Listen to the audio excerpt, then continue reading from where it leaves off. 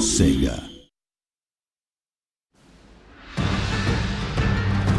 Total War combines turn-based strategy gaming with stunning real-time battles.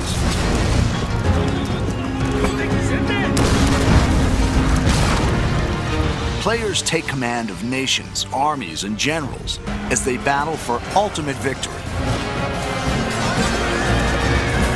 With breathtaking detail and unparalleled historical accuracy, Total War allows the player to recreate and change the course of history.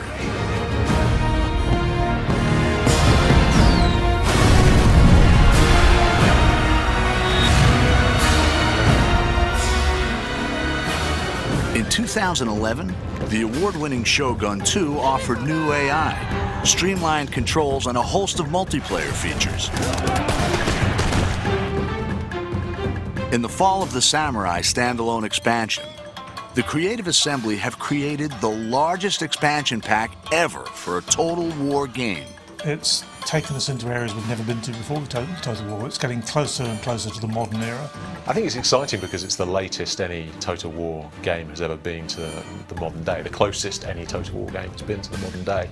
And with that brings a lot of really interesting different game features, a lot of scope in terms of how fast the game moves and how quickly your armies are deployed across the map, how many different types of units are available. Set 300 years later than the original game, The Fall of the Samurai sees the clash of traditional samurai culture with the explosive power of the early modern world. It's the late 19th century, which means that it's got some of the most advanced technology seen in a Total War game. So you've got torpedo ships, off-field artillery, all that kind of stuff that actually makes it feel quite different from particularly Shogun 2, which is obviously set in the 16th century.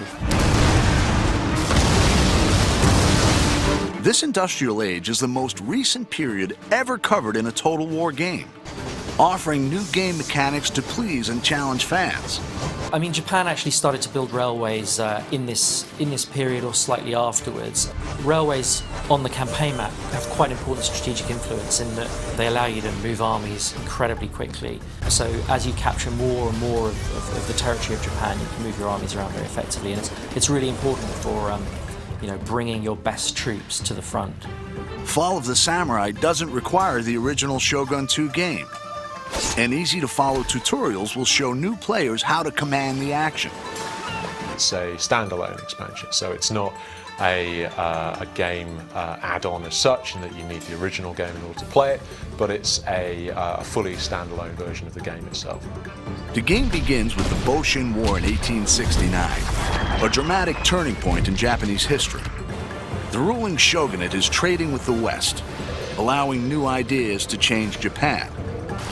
Growing unrest ignites rebellion, which threatens to overthrow the shogun and restore the emperor to power for the first time in 600 years.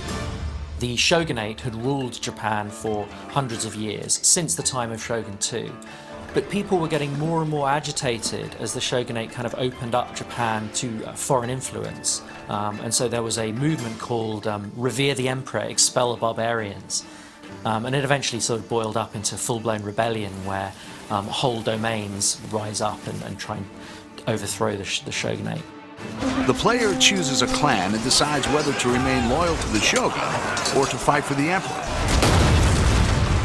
Every clan has their own unique strengths and challenges, civilian, diplomatic, or military. Each faction within an allegiance has its own clan trait, which gives it a very specific play style.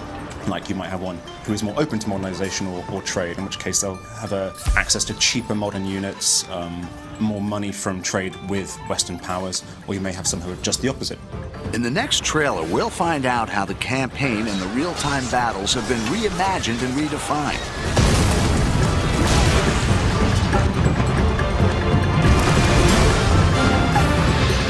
Fall of the Samurai is a whole new experience and an ambitious entry into the Total War series.